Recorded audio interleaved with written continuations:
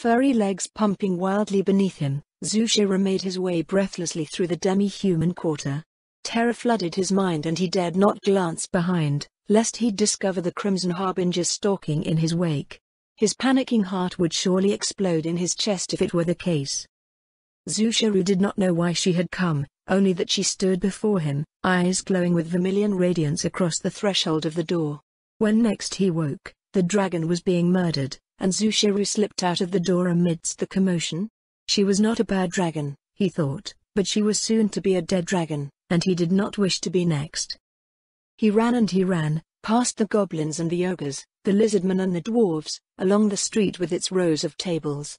He ran until he found himself at the Western Gatehouse, near the grounds of the Azure Sky, Iron Fist sect. Squinting out at the painfully lit streets of the human city beyond, Zushiro knew he could go no further. He scurried off to the side, into the cold, dark space behind the Dwarven Inn, weeping alone quietly over his harrowing ordeal. He wanted to go home, back under the mountains where it was dark and warm and wet and the world was not so terrifying. Regaining his wits some time later, Zushiro poked his head out of the alley to look upon the street. Along the road, he saw the tables from before, now arrayed with many things. Behind them stood members of different races, most of whom he was entirely unfamiliar with. Sharp, green scents filled the air, unwelcome to his quagga's senses. Residents of the quarter moved alone or in small groups, walking up and down the long row of tables. Some stopped to exchange various items, but he could not make sense of how their bartering worked. Rocks. A bellow nearly startled him witless again. By rocks. An ogre a few tables away shouted out into the night. Several lizardmen had already gathered at his stand. Why did he have to be so loud? Zushiro watched as they spoke with the ogre, holding up several items in turn. The ogre stopped them at a coil of narrow rope and nodded after a moment. The lizardman picked out small, smooth stones from those displayed on the table, placing them in a bag while leaving the rope behind. Curious, Zushiro came out of hiding and waddled over to the table. "Do you have oars?" he asked. "I have rock." The ogre's fetid breath blew back Zushiro's whiskers. Well, maybe he shouldn't expect too much from a surface dweller. He stood on his tiptoes and sniffed around the table. His nose led him to a stone roughly the size of his head. "What about this one?" Zushiro pointed to the stone that bore traces of ore. "Show." "Show? Oh." It occurred to Zushiro that he had nothing to barter, not even a scrap of worn hide. He pulled his hand back and stepped away from the table, shuffling up the street. "Rocks." The ogre bellowed out again, "By rocks." Zushiro let out a great sigh. He couldn't even afford rocks. If the Zushiro of today told the Zushiro of months past that this would be his future, Zushiro would surely dismiss Zushiro as a lunatic. "Zushiro." A warm, familiar voice from nearby stilled his steps, and he turned towards its source. Several tables away, standing on the back of a wagon, was the human, Florine. He made his way over and found a second human sitting on the edge of the wagon, legs swinging idly as she looked around. Zushiro looked up at Florine. "Why, you remember me?" He had only given her his name once, back when a few of his people had gathered to learn about the city after having food brought to them. "Of course, you were quite attentive back then." Her eyes scanned the street briefly. "No one else from your clan came to see the market?" This is not a place where they would come." "Why not?" the other human asked. Zushiro shrunk away from her sharp, inquisitive voice. This second human female was the same height as Florine, but thinner, and had a devilish gleam in her icy topaz eyes. Unlike Florine, whose eyes glimmered like warm amber pools, this other one caused him to shiver from an intangible chill. Who? "This is Liane," Florine told him, "a close friend of mine. Don't let her scare you, she's here to help everyone here, just like me."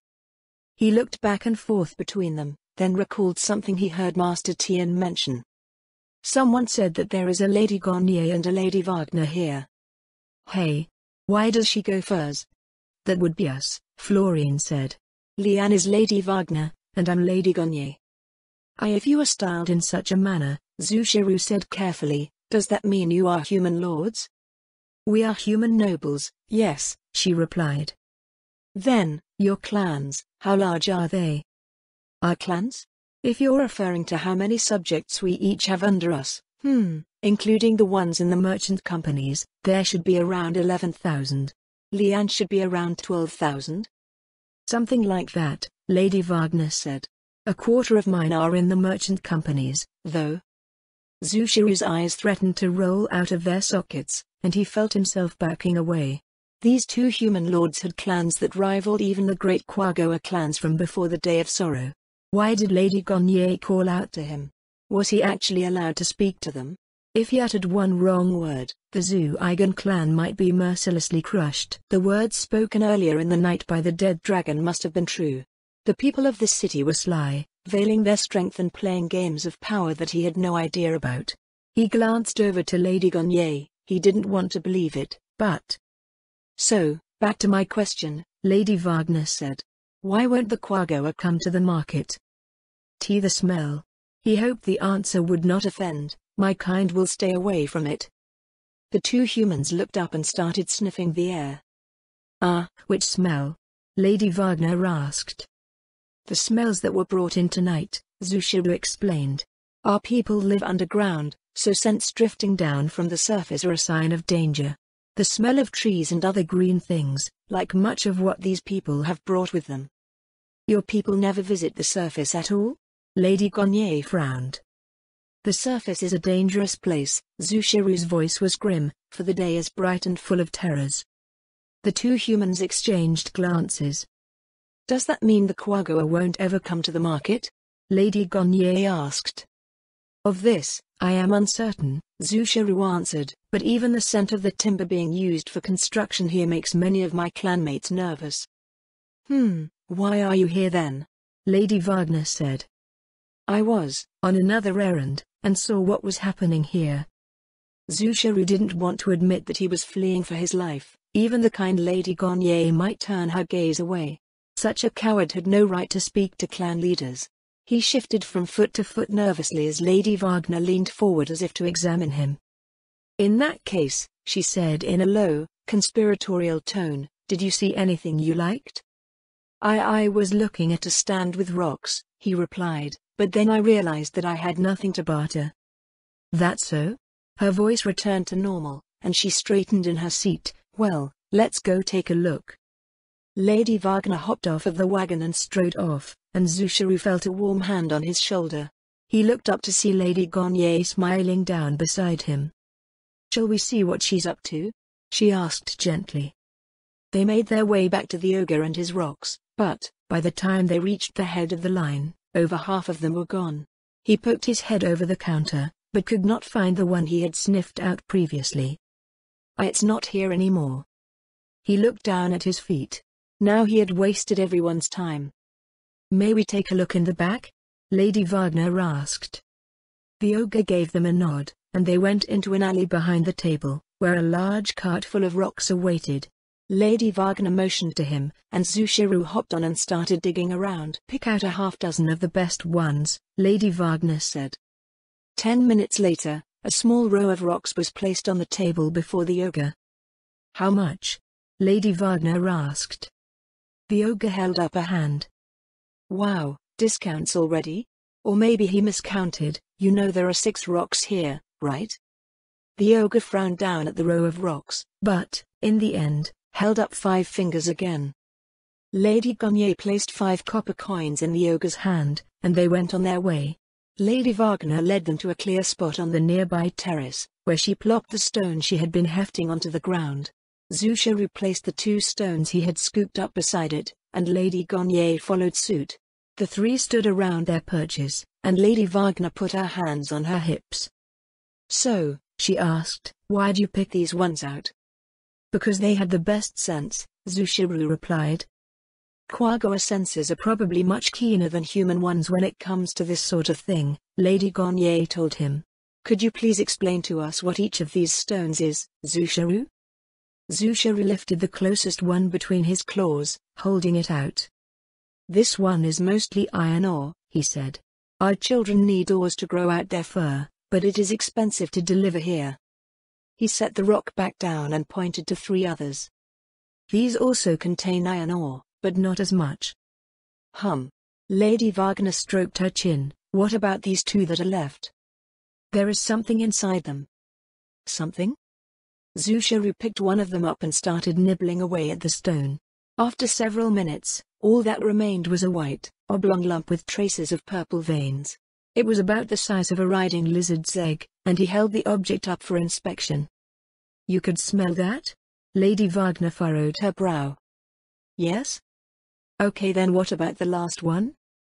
Zushiru placed the lump on the ground and took the last stone. He turned it under his nose, trying to figure out the best way to get at what was inside. Gnawing away from the nearest end, he eventually produced a cloudy, red stone that fit in his paw. The two human lords looked at one another. Is that one dwarf still here?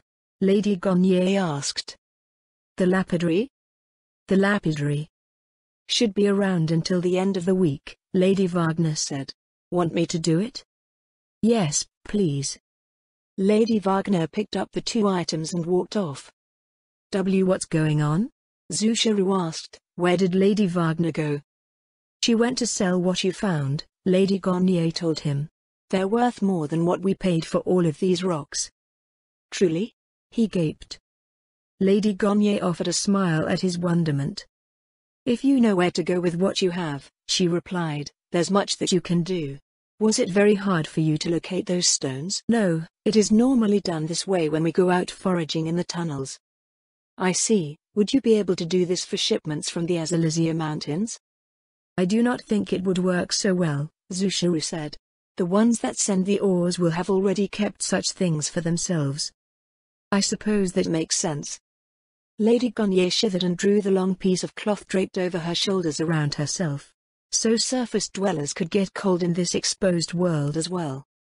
The ogre that brought the rocks is from a tribe that lives deep in the great forest of Tob, she told him. I'm the one that went and suggested that they collect stones from the gullies and streams around their home, so I'm happy that he was able to find customers as soon as this market opened. You went to them? Zushiru looked at her with wide eyes. Lady Gonye was truly a human lord, to be able to brave such strange and dangerous places. I've been all around the great forest, Lady Gonye said, trying to connect all the tribes living under His Majesty's rule. Most of them are satisfied as they are, but a part of me thinks that it's just because they haven't seen how far they can go now.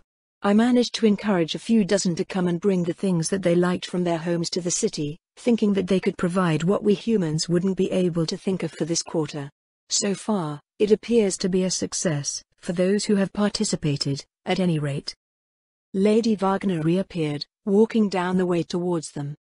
That was quick, Lady Gonye said. The guy was right up at the front of the tavern, Lady Wagner replied, and I didn't haggle too much. She held out her palm, upon which several silver coins rested. 12 silver for the amethyst geode, she said, and 10 for the carnelian. I guess I should break some of this up into copper. This becomes copper? Zushiru resisted the urge to lean forward and sniff at the coins. 1 silver coin is worth 13 copper ones, Lady Wagner explained. Well, with Riasti's currency anyways, that's still the majority of what's circulating around the city. Ow. Has anyone told you that you've gotten more and more violent recently, Florine? I know you've been spending a lot of time around demi-humans and all, but you shouldn't go off on tangents like that, Lady Gonye told her. They barely know what currency is, never mind all the different types and what's in circulation. We can leave that sort of knowledge for later. Faye. We really should have pushed for trade currency. The faster we get away from these nonsensical exchange rates, the better. Lady Wagner counted out a number of untarnished copper coins, then deposited everything into Zushiru's paw. There were 20 silver coins, plus 21 of the copper ones. He looked back up again. Weren't the rocks from the ogre only a single one of these copper coins? He asked. That's right, Lady Wagner nodded. He's selling in bulk, so it's up to people to pick out the ones that they want. His goal is to sell as many rocks as he can, so he can go buy some stuff for his tribe and go back to get more rocks. Those things are weirdly popular. That's why I started him off doing that, Lady Gonye said. The local quarries are all tied up with the construction going on everywhere, so bringing them in during the night market will ensure that the residents get some of what they need. It's a good thing, 2. I had no idea that some of these items were in such high demand here. Zushiru looked down at the coins again. There were perhaps a half-dozen more rocks in the ogre's cart that had a decent amount of ore in them, but he thought he should also buy some plain stones to make his family's den more homey. At the thought of the warrens, he stumbled across an idea. There is limestone beneath the city, he said. Can the Quagoa use it to barter? The city and the land that it's on belongs to His Majesty, Lady Gonye said, so you'll have to obtain permission to do so first. I doubt they'll let you, though, Lady Wagner said. Pulling up the foundations of the city probably isn't such a great idea. Urantle will just collapse and slide off the ridge if you guys dig up enough. We're on a ridge? Yep. This is a fortress city, it's built overlooking the surrounding areas. That would explain a lot of his clan's findings while digging around. It was dry and desolate, but they never realized that the city was basically built on a tuft of dirt sitting on a hill. I see. He looked down at the 4 remaining rocks on the ground. I am not sure how I can thank you for everything. This would not have been possible but for your help. I am curious, though, why do this at all? His Majesty desires prosperity for his subjects, Lady Gonye told him. As nobles, we follow His Majesty's directives, and we also desire a prosperous realm. I believe His Majesty made a personal promise to your High Lord, Pei-Ri-Euro, did he not? Those of Zu are far from Pei-Ri-Euro's inner circle, Zushiru said.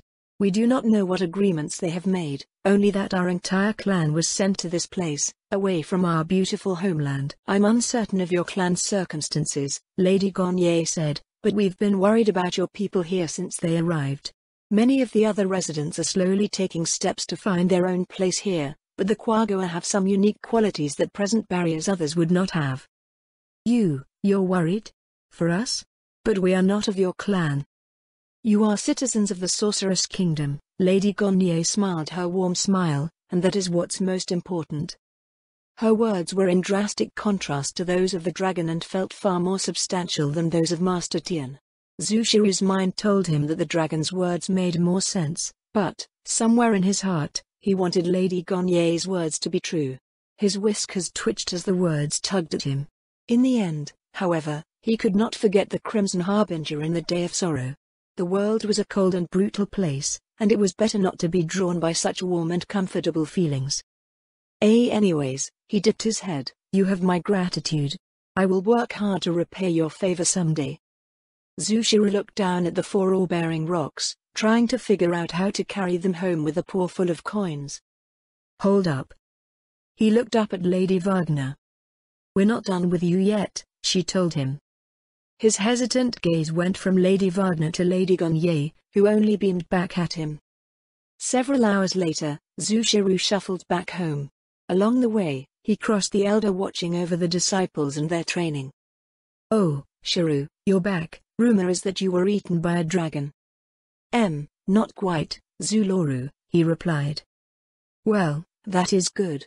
Will you be joining us now? Zushiru looked over at the group practicing up on the terrace, then shook his head. It has been a long night, honored elder, Zushiru said. I should go home and rest. The elder waved him off, and he continued on his way. He entered the clan warren, closing the stone portal behind him. After following the winding tunnels for a few dozen meters, he entered his family's den. His sister looked up from tending to her children. Shiru, she said, you're home early, you better not be slacking off. What's that on your back? The odor will disturb the babies. Zushiru walked to the middle of the den, working the burden off of his shoulders. His sister came forward curiously. This is, a wicker basket? Something made out of woven surface plants. I bought it from the market to help carry things. He undid the cover and laid out the stones between them. His sister leaned forward, sniffing at each. How did you get these, brother? Her voice was tinged in disbelief. Did you find more work somewhere? Zushiru looked down at the row of stones, scratching his chest in thought over the night's events. After making up his mind, he gathered his courage and looked back up. Sister, he said. This Zushiru will become a merchant banking to align herself with a clear section of the city wall. Ilishnish alighted in front of the entrance of the Frost Dragon pens. To her great discomfort, she discovered Lady Shultier at the front desk, issuing instructions to 2 of the vampire brides. The third appeared out of the back somewhere, making her way up to unfasten the infinite haversacks about Elishnish's body. Further in, she could see Hejinmal already slipping into his alcove. She eyed the demi-human quarter stretching out below the wall. Once again, it seemed slightly busier compared to the previous week. In addition, new sets of hovels had appeared along the temperate band stretching between the icy inner wall and the sun-baked second wall. As her gaze wandered, it eventually fell upon the unassuming Justice Dragon Dojo on the east end, and a sigh escaped her jaws. After gaining nothing but a harrowing ordeal during the last visit, Elishnish was no longer so eager to see what Master Tian had to offer. She wanted to finish exploring the rest of the city and start investigating the surrounding countryside. The town along the river to the south was rapidly coming into existence, and her curiosity about it grew with every trip back and forth to Erantal. Unfortunately for her, the instructions to report to Master Tian was still in force. "Well, what are you waiting for?" Lady Shaltir's silvery voice drifted up towards her after the vampire bride was done. I was thinking that I should just take a nap today," Elishnish replied. "I haven't slept in 6 weeks." "Oh no you don't," Lady Shaltir told her. "You've yet to complete your training." Elishnish turned her head down to look at the diminutive vampire. "Just what are you expecting out of this training anyways?" she asked. "Master Tian's instruction focuses on abstract, nonsensical concepts. He lectured me for 8 hours after what happened last week. I think I might have preferred being tossed about after just an hour of that. I have no idea about any of it, and his insistence on adhering to his goodly ideals means little to nothing for me." "I suppose I can agree with the latter part of that," Lady Shaltir answered. "As for his methods of instruction, you should just tell him that frost dragons don't learn like that, yes? Just how much do you know about us?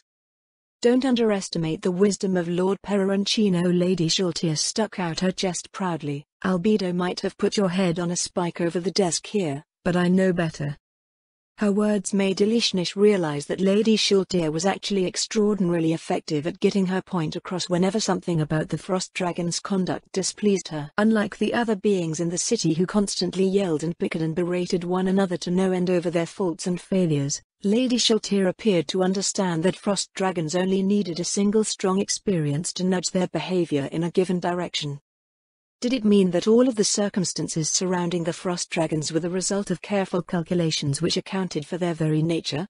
That their present situation was truly inescapable? Elishnish recoiled from any consideration that this might be the case. "So you're saying that I should just tell him how it is," Elishnish stated dubiously, "and he'll just listen?"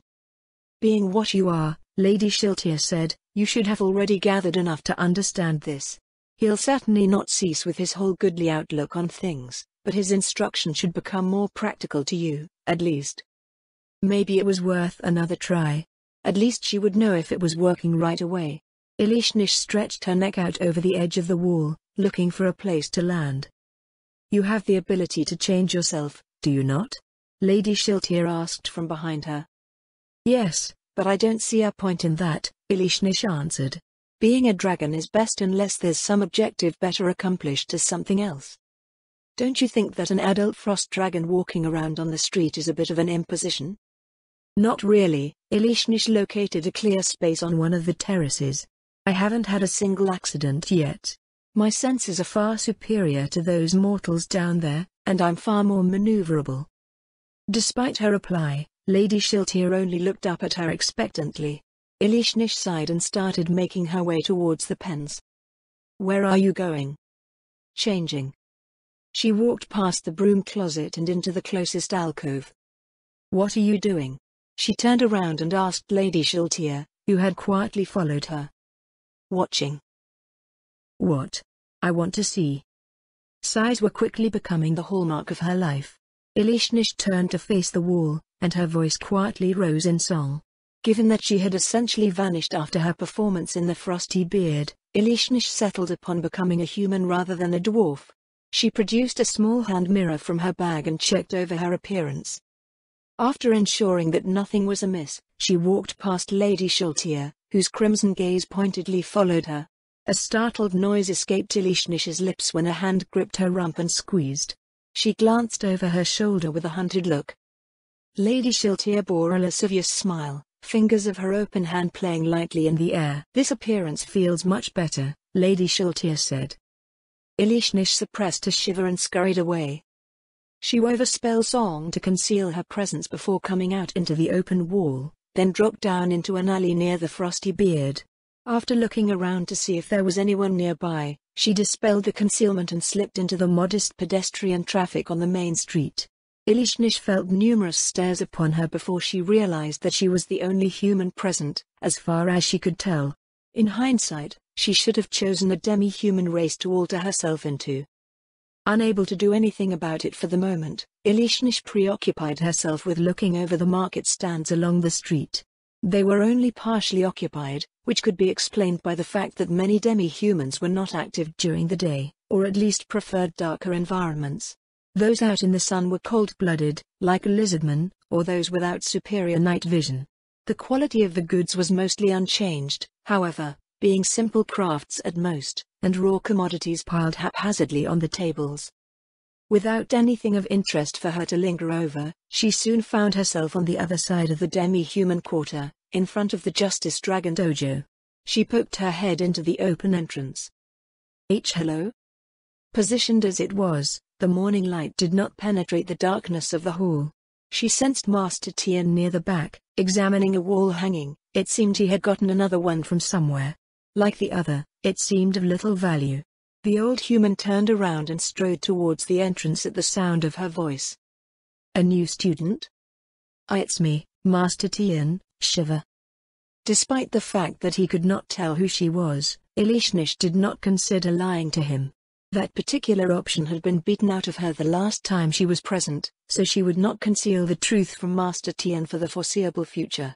Fortunately, he did not react in a violent manner when she was being candid, at least as far as she knew. Master Tien furrowed his brow, raising a hand to stroke his beard. "I wasn't aware that frost dragons could alter themselves." "I can't speak for all frost dragons," Ilishnish told him, "but I am certainly capable of doing so. I came over immediately after I arrived today, so I'd like to get started right away. Lady Shiltir suggested that I ask you to employ purely practical methods of instruction." "Is there a specific reason for this request?"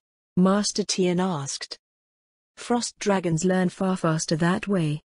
If I'm not mistaken, Lady Aura's new companion quite enjoys reading, and has learned much from it now that he's out and about," Ilishnish told him. "My brother has recently realized this truth of our kind. I enjoy reading as well, but I still learn much faster through personal experience. It is a trait of frost dragons. We have a perfect memory for what we experience, so the way our minds work centers around this quality." "I see. I believe something related to this was mentioned the last time you were here." Master Tien nodded.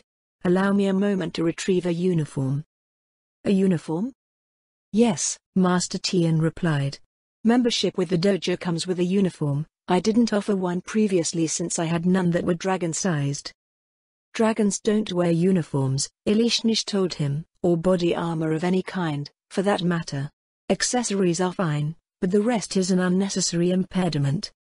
"At the risk of sounding untoward, you appear to be wearing something right now." "This isn't actually clothing," she said. "It's me. What you see before you is a result of self-alteration, creating a parallel of my dragon self with a human body." Ilishnish turned and held up portions of her garb for Master Tien to examine as she explained herself. "Then, if I display one of our uniforms to you," Master Tien said, "would you be able to alter the appearance of this attire?" "You're awfully insistent about having me wear one of these uniforms."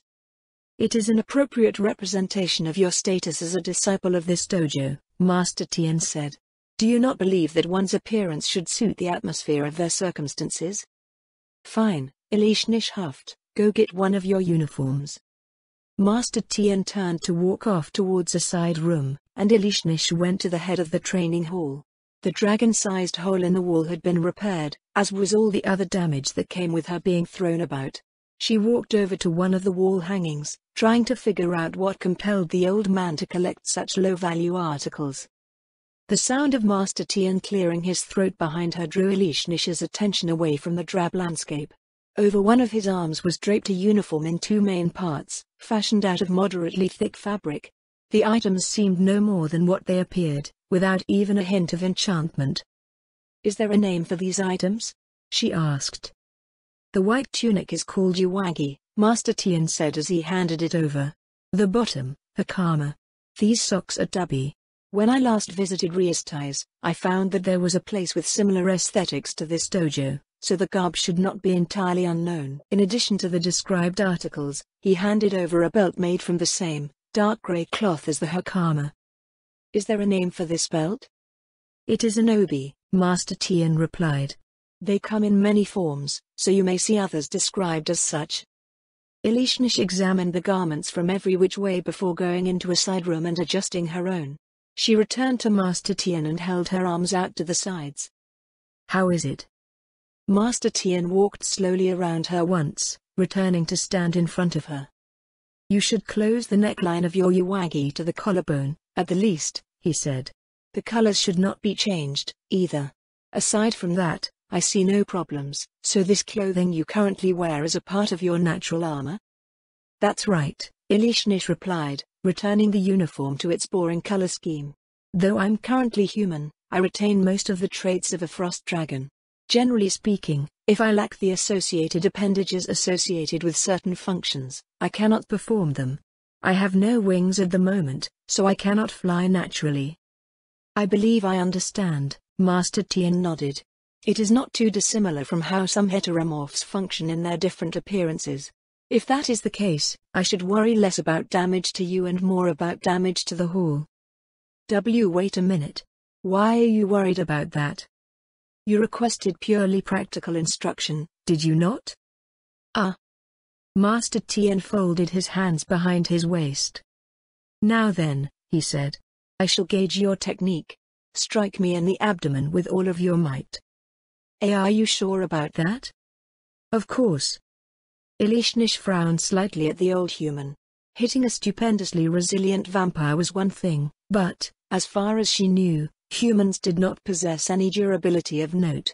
Though it might not be much since the apparent difference in their power was vast, something would always get through unless Master Tien possessed some other means to prevent it. With a tentative expression, Elishnish drew back one arm, then sent her palm streaking forward into the center of Master Tien's torso. The shock of the impact traveled up her arm, but the old human did not budge. She withdrew her palm, even the fabric of his garb under her nails remained undisturbed. "Is that all you can do?" Master Tien was entirely unperturbed. I was holding back a bit, I think." She struck him again, this time without any reservations.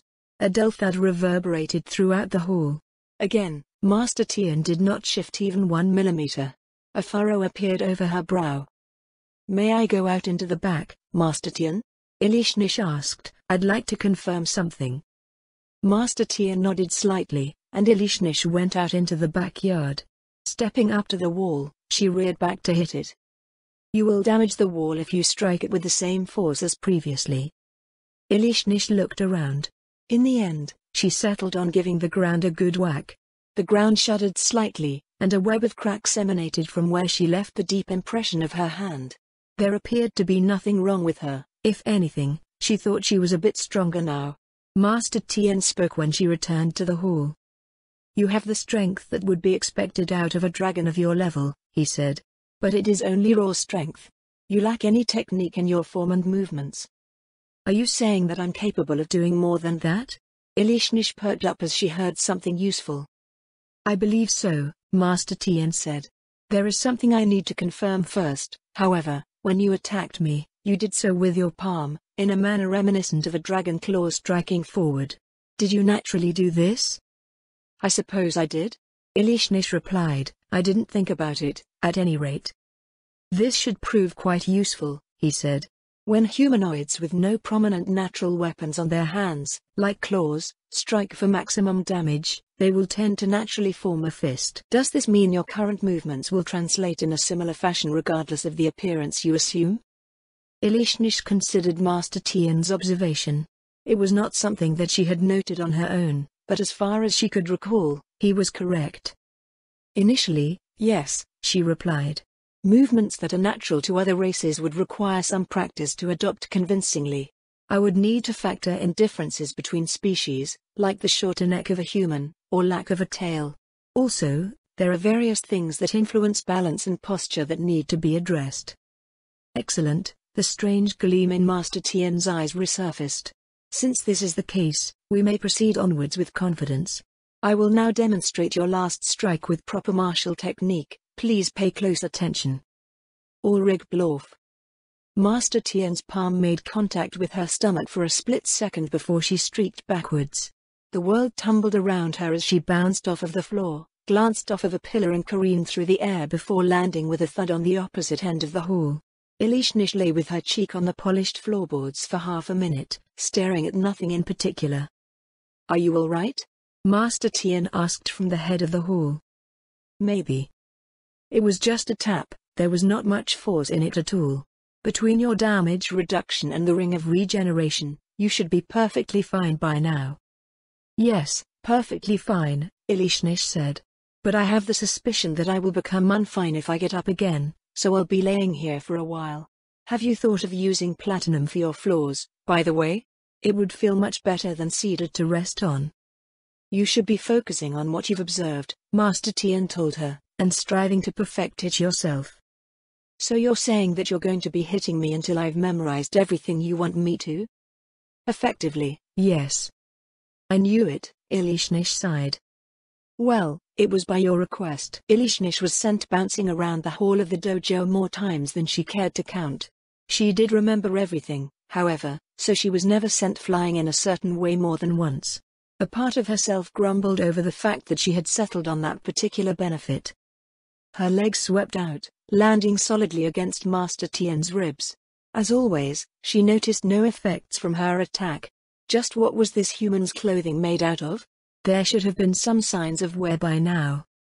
Maybe it wasn't his clothing, but some sort of ability. Monks were known to have bodies that could become as hard as various metals, based on how powerful they were. It was something like the strengthening of natural armor and weapons that many demi-humans and monsters enjoyed. Or perhaps he possessed an item that conferred regeneration like her own, and he was just so strong that any scratches he might have taken healed instantly. That should be sufficient for this strike, he told her with a nod. Though you have mentioned it to be the case, it is quite startling how quickly you learn. Ilishnish whimpered and sighed, waiting for the next attack to send her on some new and unwelcome trajectory. Master Tian, however, instead turned to look towards the open entrance of the dojo. The evening was fast approaching, and the scenery outside was shadowed over by the inner wall. Now that the Quagga are no longer harassing you, she said, why is it that no new students have enrolled?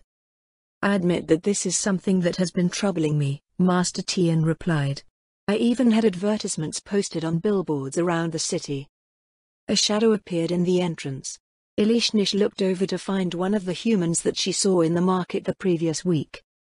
Good evening, Lady Wagner. Master Tian walked over to greet her. Is there something I may assist you with?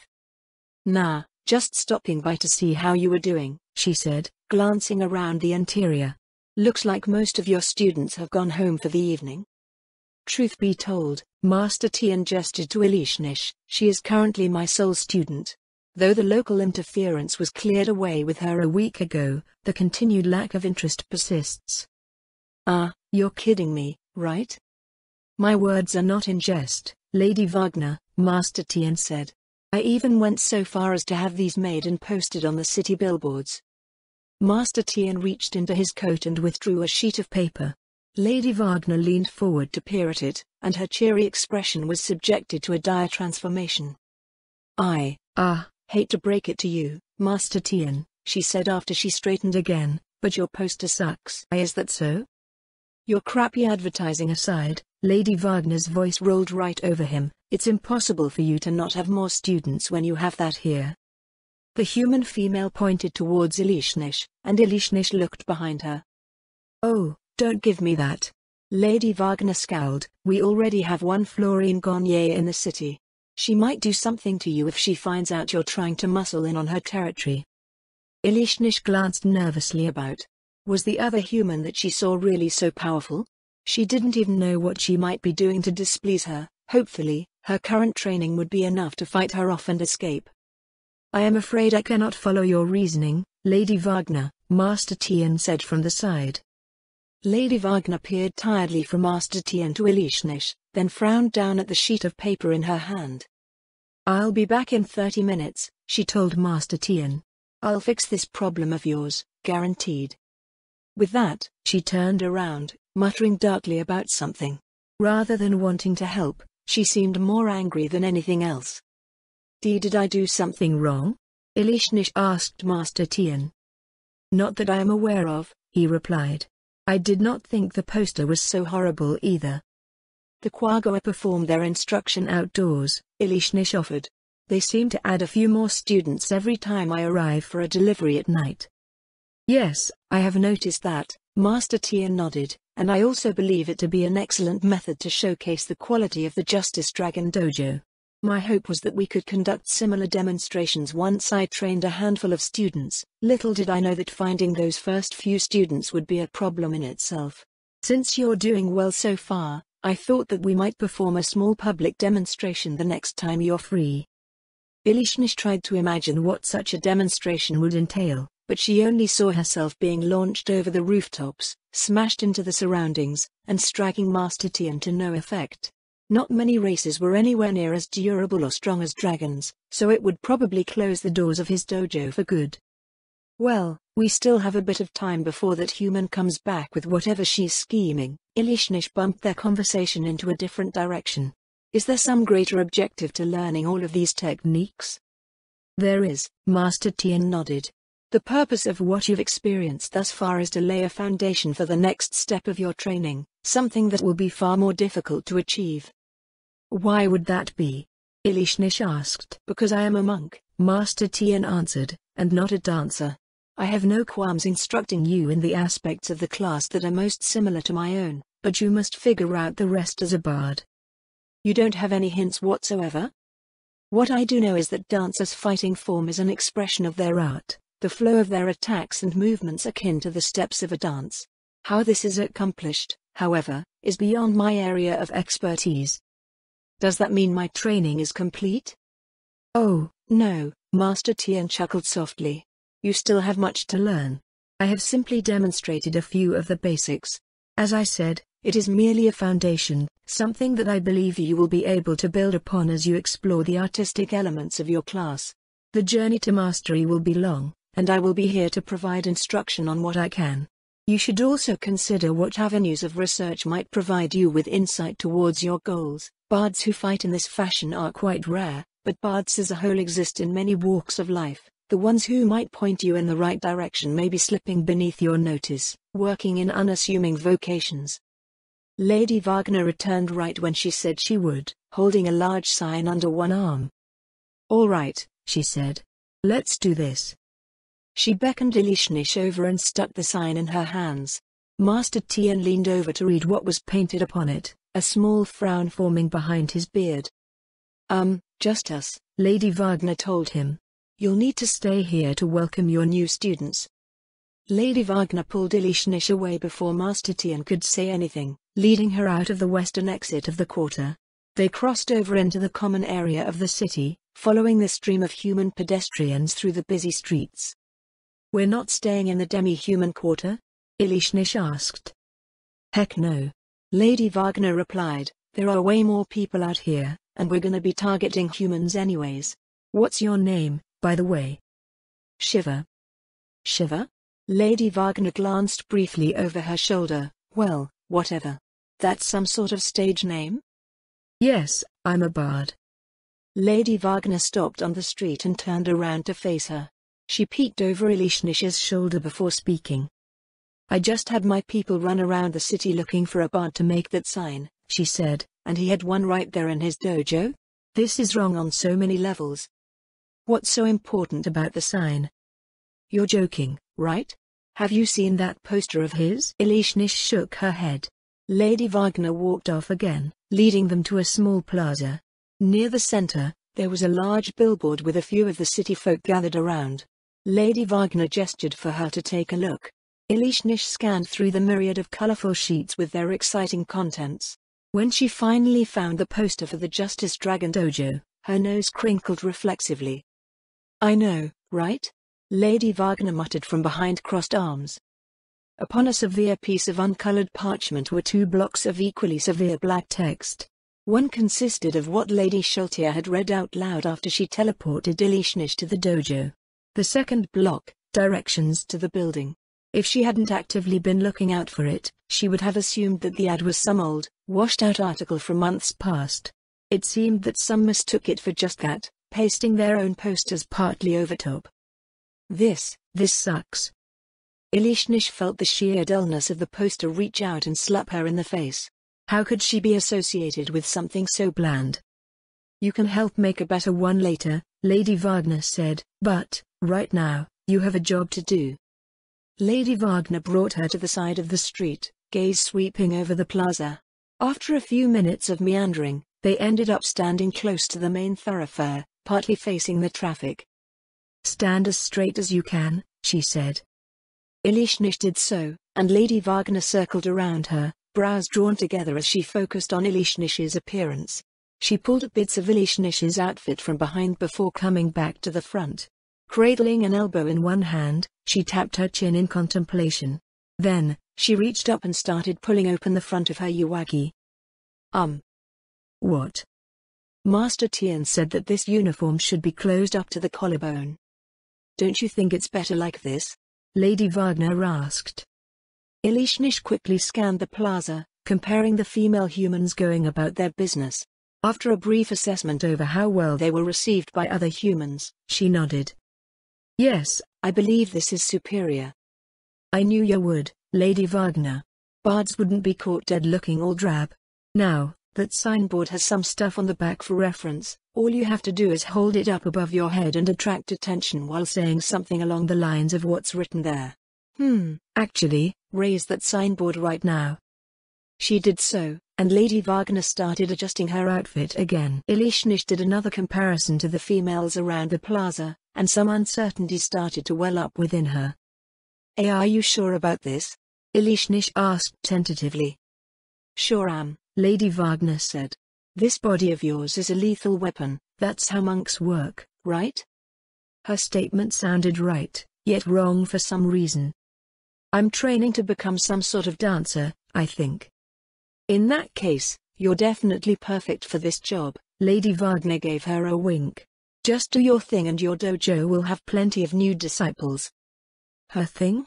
Maybe Lady Wagner thought she had already embraced the mysterious art of a dancer that Master Tien described, or maybe her work here would be a key to unlocking their secrets. Lady Wagner pulled out a band from somewhere and tied Elishnish's long hair into a tail. Wah! Your hair'll be all over the place if we leave it loose like this. The human brought Elishnish's hair over her shoulder, scratched her chin, then put it back. After a moment, she pulled her hair over her shoulder again. Elishnish wondered if she should let Lady Wagner know that parts of her body wouldn't fly around so loosely. Great, Lady Wagner said. I'll be standing across the street between those boxes over there. Go ahead and start when you're ready. Lady Wagner walked away before Elishnish could reply, and she frowned down at the text on the back of the sign. There was nothing about discipline written there. The front had a drastically more eye-catching appearance, leagues better than the plain poster that Master Tien had come up with. When she looked back up again, Lady Wagner was pushing up the edges of her mouth with 2 fingers.